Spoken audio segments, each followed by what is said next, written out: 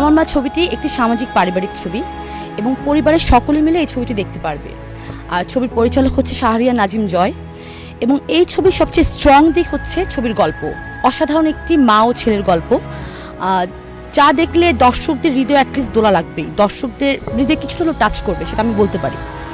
এবং এখানে মা আর ছেলের যে অসাধারণ একটি গল্প ফুটিয়ে তুলেছে, সেই জন্য নাজিম ভাইয়াকে, জয় ভাইকে অনেক ধন্যবাদ এবং তাইব ভাইয়াকে অসংখ্য ধন্যবাদ, কারণ তাইব ভাই দুর্দান্ত অভিনয় করেছে, তাইব ভাই এবং টুনটুনি দুজনেই, আর আনোয়ারা আন্টি, যাদেরকে নিয়ে কেন্দ্র করে গল্পটা। আর এখানে আমার চরিত্র হচ্ছে, আমিও একটি চরিত্রে কাজ করেছি, যেটা হচ্ছে আমাকে লোকজন সবসময় যেসব চরিত্র দেখে তার চেয়ে একটু ভিন্ন চরিত্র দেখবে দর্শক আমাকে এই ছবিতে, এটা আমি বলতে পারি। অন্যভাবে আমাকে দেখবে, সবসময় তো ঝগড়াটে চরিত্র দেখে, কিন্তু এখানে একটু ইমোশনালি পাবে দর্শক আমাকে।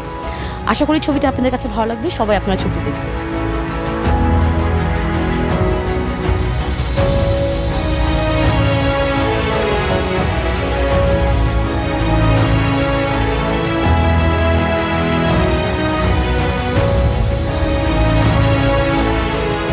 আমার মা ছবিটির গল্প হচ্ছে আপনার আমার পরিবারের গল্প।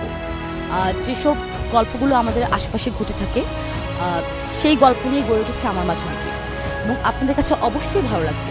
আপনারা সবাই এই ছবিটি দেখতে যাবেন। বাংলা সিনেমার জয় হোক।